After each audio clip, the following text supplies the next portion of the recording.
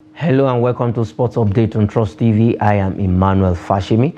We'll be starting from Lagos this morning, precisely the cricket over at the Tafawa Balewa Square in Lagos, one of the best cricket over in Nigeria.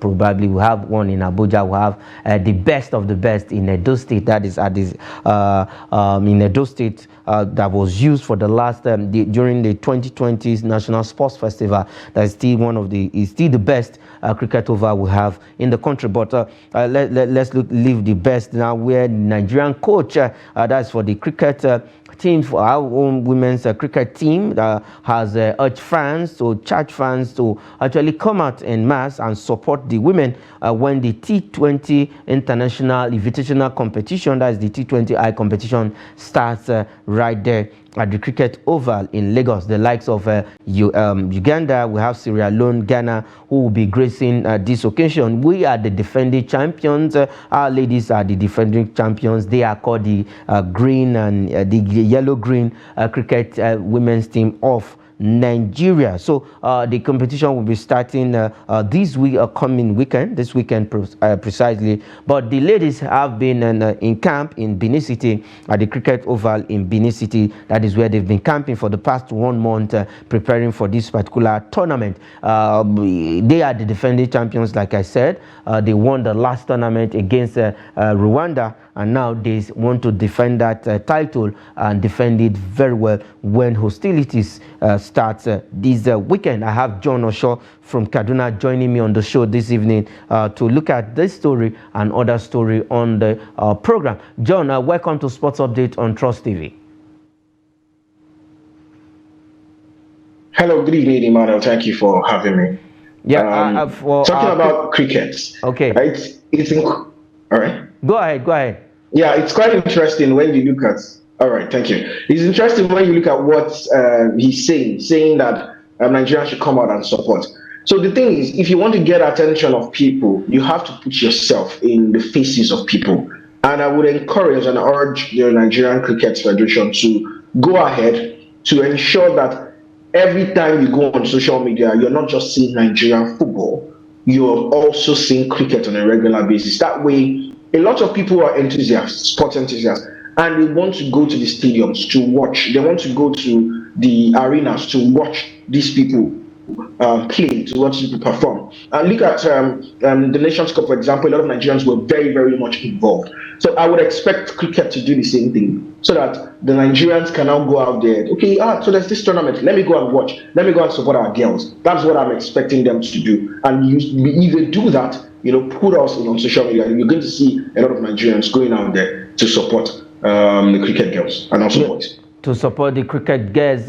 It was a good one, fantastic outing in the last edition where they won the tournament. They did so well, and the last game, the final game against Rwanda ladies, lady had to step up and they took that trophy home. So they are hoping to defend this title and win it again fair and square. But for the coach, he has urged fans to come out in mass and support the ladies. The likes of Pete, George, we have Salome, we have Blessing, the ageless captain, who is doing so well when it comes to cricket in Nigeria and in Akwa Ibom. All right, let's leave that story and go straight to the continent of Africa and talk some football matters. Ever since the Nations Cup got wrapped up weekends ago, now revelations, news about the AFCON is still filtering in from everywhere, from every country that participated in that tournament. 25 countries attended the 2023 AFCON in Cote d'Ivoire, where the host country lifted the trophy at the expense of Nigeria. 2-1, it ended in the final. But we're not looking at Cote d'Ivoire and Nigeria. We'll be looking at the country that produced the highest goal scorer of the tournament. That is Emilio Nsue. Big one. The news cannot stop coming in from the Equatorial Guinea FA. Now this guy came out and accused the FA of corruption, and now he has hung his boot for the national team, where he has declared his international retirement from the national team. That is Emilio Nsue. Now he accused the country of being corrupt. First, the FA sanctioned him that for unruly behavior during the AFCON tournament. They said during and after the AFCON tournament, himself and El Salvador that got the equalizer against Nigeria. But now the guys have said, okay, I am quitting. I am retiring from the national team. Do you think? I think these whole troubles don't look like it's going to stop anytime soon, John. Yeah, when you start seeing things like this happen, there might be a problem somewhere. So Emilio Nsue used to play for Spain. That's the junior national teams before deciding to represent Equatorial Guinea, right? Now, he's naturally a right back by trade, but he attacks for them because he seems to be their best player. And he also did that, by doing well at the AFCON and winning the Golden Boot. Now, they are accusing him of gross indiscipline, right, unruly behavior. Meanwhile, he's accusing them of corruption. When you look at it, there's something here. Probably they've been trying to do some of the things, trying to, oppress these players or suppress the players. And he, as someone who has more of the international experience, having played for the likes of Spain and so on, feels maybe they should do certain things better. And they feel like, who are you to tell us what to do? We've been doing this for a long time. So who are you to say that? So I guess that's what's happening here. And he feels, okay, there's no need having back and forth to these guys. Let me just decide to retire. That's just what I feel is happening here. I'm just making assumptions here, right? So that's just what I feel is playing out here. But now he has said he wants to retire. I just really hope that they don't regret pushing him out of the squad because his experience is very important. They have the qualifiers for the next AFCON, right? And they will think that they're satisfied with whatever it is, however they perform, and the money they probably gain from this. But the thing is, you need to consistently perform so your players will continue to get experience and get better at these tournaments. It also helps you to be able to make more money to invest into your junior teams, the under 17s, the under 20, even into your female team. So I'm hoping that the Equatorial Guinea, Association, Football Association, do not end up regretting this, by pushing this guy out of the team, because I feel that's what they've just done.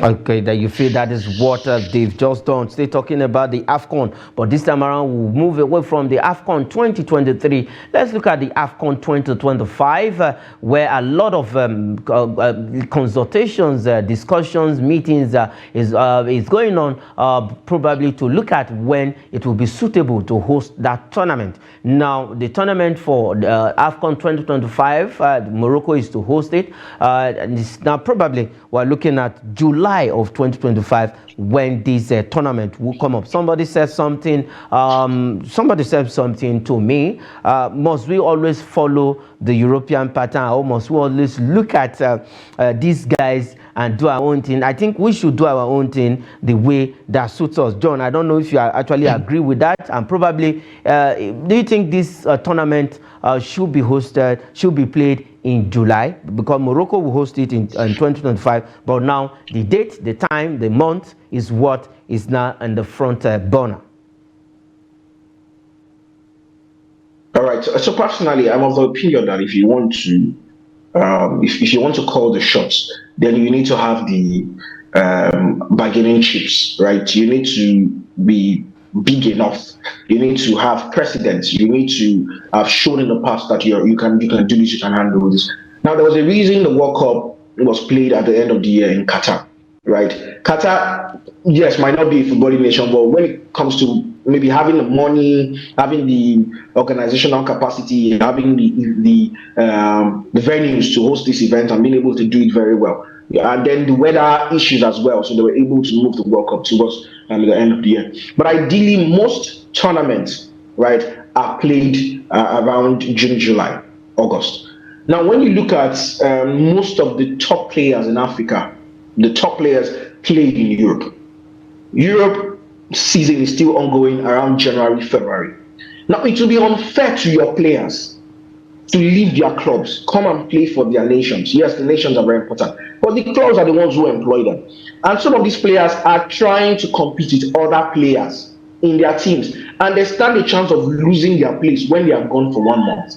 They also stand a chance of losing out in certain awards. Some players who are vying for the Golden Boot will have 1 month out, and then the people they are competing against would have scored more goals than them. There are so many things to look at it. So now, us moving into July, it doesn't affect. It's not us trying to bend to the rules of Europe. That's not what I believe. It's just us trying to favor our players as well who play in Europe, so that everything is aligned. And it also helps our players because our players who are playing in the seasons, imagine them coming to Africa and playing every 3 to 4 days. There's also a risk of injury, like Mohamed Salah had while playing for Egypt, right? But now during the off season, these players are able to play these tournaments. In case any injury occurs, they have like a month or plus to probably nurse that injury before the season resumes, and then they can join the preseason with their previous player, with their current clubs. That's just what I believe. That's what I feel. That is just what you believe. Though FIFA President Gerard Infantino proposes this, and we're actually having a lot of consultation looking at when it will be suitable for the AFCON 2025 to go on in Morocco. All right, let's leave that story and go straight to Europe. Let's start with the EPL. Let's begin with the EPL, and we will start with Manchester United. It's a good news for all Manchester United fans, all Manchester United faithful, where finally, Sir Jimmy Ratcliffe, 25% takeover, that deal has been completed, and I think it's a good news. A lot of underground work has been going on before this time around, and it's a good one that deal has been completed. John, what does this really mean for Manchester United as a club, the players, the management as a whole, and then the fans at large? All right. Football is really bigger than the players sometimes, and it's also bigger than the managers as well. Whatever goes on behind the scenes is also very important, which means how do you recruit? How do you manage finances in the club? When you recruit, how do you give these guys contracts? Do you just pay ridiculous amounts to them simply because the players have been playing well for other clubs? And what is your scouting system like? How do you scout these players? Now, you see some clubs who have very good, back office or front office, whatever they call them. They've been doing very well because they get the right players after scouting. They pay them the kind of amount that doesn't cause any disharmony in the squad because this one is not over-earning. And then this translates onto the field because the manager has them. He knows that the people who are handling the recruitment and all are doing very well. So the manager is comfortable and the manager is calm. Now, Manchester United have had issues over the past couple of years. They've had issues in terms of how they recruit players, and they've been signing players, sometimes overpaying the players. They've been going for the wrong type of players who do not fit into their style. And now they've started by poaching some of the right guys from the likes of Manchester City and so on. And now this being confirmed means now the club can now settle down and plan not for this season now, but towards the next season, so that they will get their recruitment right. Try to reduce the wage bill so that players are not overpaid. Try to sort those players who have contract issues out, and then prepare for the next season. It bids well for Manchester United because some of the guys that have been recruiting after this deal has been sealed are the kind of guys who have good track record in that. So let's see if in the next season things will change for Manchester United, because this season is being a case of up down, 2 steps forward, 1 step backwards for Manchester United. Yes, the likes of Ashworth will be joining the team. This is a good one. Let's see how it goes for Sir Jimmy Ratcliffe and Manchester United. I know the players also are happy that this deal has been completed. £1.3 billion takeover from Sir Jimmy Ratcliffe. All right, let's go straight to the UEFA Champions League. Games will be coming up tonight. It is the leagues of champions, and they say champions do what they know how to do best on this night. So we have 2 games tonight in the UEFA Champions League. FC Porto without Zedu Sanusi will be at home to face Arsenal. That is Arsenal with Mikel Arteta and all these boys going to the Dragao in Portugal to face Porto. And then Napoli will be at the Diego Armando Maradona Stadium to play Barcelona. I think this is a big one. And for Victor Osimhen, we will be expecting him tonight to be in action after Walter Mazzarri benched him over the weekend against Genoa, where they played a 1-1 at this same stadium. That will be hosting Barcelona tonight. And for Cazorla, this is going to be his first test in charge after they let Walter Mazzarri to leave the team after how many months? After just 3 months in charge. John, big one tonight in the UEFA Champions League. Quickly, John. Yeah, Porto past winners, with Jose Mourinho. They haven't met Arsenal in a while now. The last time they met Arsenal was in 2010, and Arsenal defeated them in the second leg of that fixture by 5 goals to 0. Arsenal are on form. They've bounced back from those 3 losses that they had. They had like 3 back-to-back losses, and then they bounced back from that, and have had about 4 or 5 wins on the trot. For FC Porto, they've lost form of late, so that might be a problem for them, even though they are playing at home. For Napoli to change their manager, in the middle of the season, they might get that new manager bounce. Some clubs do get it, while some clubs don't get it. For Barcelona as well, they had poor form some weeks ago, and they were able to bounce back. So let's see. It's a case of 2 teams who are not really on form, trying to face against each other. But Barcelona are known to be giants when it comes to the Champions League. So let's see if they can invoke the spirits of the likes of 2015, 2009, 2011, and so on. And let's see what they can do in that particular one. But I'm rooting for Arsenal against Porto, and maybe a draw between Napoli and Barcelona. Okay, now let's look at Napoli as a whole. They've not really been having it rosy. I believe Aurelio De Laurentiis made a mistake by letting their former coach, the coach that won the title for them after 3 years to go. And outside that, the coming in of Walter Mazzarri didn't do the team any good. Now we have Cazorla, who was an assistant to Maurizio Sarri when he was there. He was an assistant, now coaching, I think, Slovakia national team. Now he's going to be doing 2 jobs at the same time. He will be coaching the Slovakia national team, and then he will be coaching Napoli. Now for Cazorla, a big test tonight. Though we can say he has been in Naples. He understands the terrain. He understands the philosophy of the team. Do you think he's going to have that edge over the underperforming, under fire Hernandez Xavi of Barcelona tonight? It's tricky, right? So it depends on how the players react to this. Like I said, there's what I call new manager bounce. So he might get lucky enough for the players to step up, because every player now knows that this is a different manager than what we had in the previous game. So this is a new chance for me to assert myself in the team and to show what I can do. The players who have been on the bench, who have lost their place in the first 11, will be trying to regain their place in the first 11. The players who are in the first 11 will be trying to perform so that they don't lose their place to those who are coming off the bench.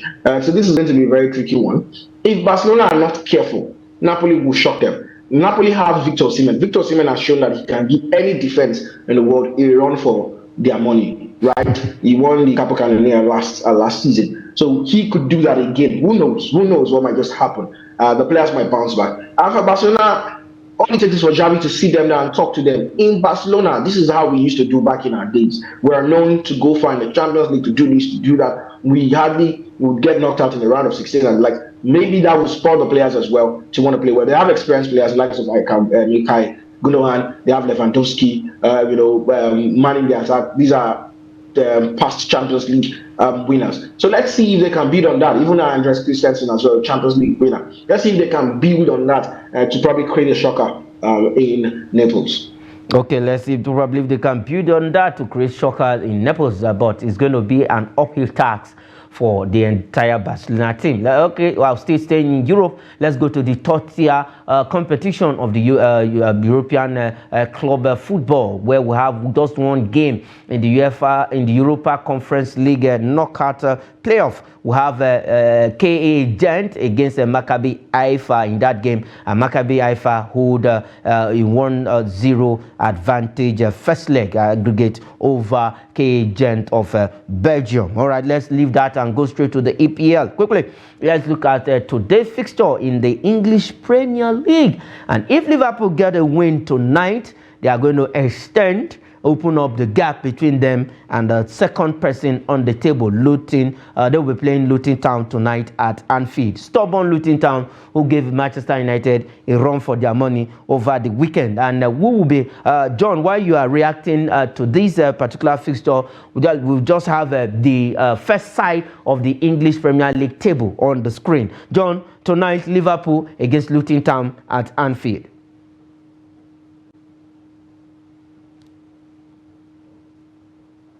Okay, when John is ready, he will join us back there. We have Okay, Yeah, John. you can hear me, right? Yeah. Yeah, all right. Go ahead. Liverpool against Luton Town tonight. And you can see on the screen, Liverpool have 57 points and Manchester City 56 points. So probably if Liverpool wins, it's going to be 60 points for them, 4 points ahead of Manchester City. Yeah, this is Liverpool building up to the Carabao Cup final between them and Chelsea. And against Luton Town, they'll be meeting a team that were disappointed or that disappointed themselves against Manchester United because they considered 2 early goals and they tried to fight back, they couldn't fight back. Now they are going to Anfield. Anfield is known as a fortress. So now let's see if they can go to Anfield. You know the way football has been so far, the league, the Premier League especially, you know, it's those teams that you least expect to cause an upset or to cause trouble. They're usually the ones who cause trouble against the big teams. So let's see if Liverpool would, with the injury problems that they have a lot of players out injured. Let's see if they would decide to rest players for the Carabao Cup final or go ahead and play their full team and risk probably certain players getting injured because they want to ensure that they set up that 4 points gap against Manchester City. But still, I'm still going with the Liverpool win in this one. It's just too obvious for me. It's just too obvious that Liverpool is going to win this game tonight. They will play. But if you look at what Luton played over the weekend against Manchester United, the likes of Rose Barkley or Shaw, they were handful for Manchester United defense. Though they are sweating over Adebayo's to be fit. I think probably he might not just be fit enough to play this game tonight. But we still have a couple of other players there. The likes of Doherty, who was so fantastic, bringing out those pull out those crosses in the Manchester United game. And if Adebayo was there, I believe he would have converted most of those pull-outs from Doherty in that game. So I think Rose Barkley is not new to Liverpool. He has the Premier League experience. Don't you think he's going to be it is going to be an advantage for Luton Town going to Anfield?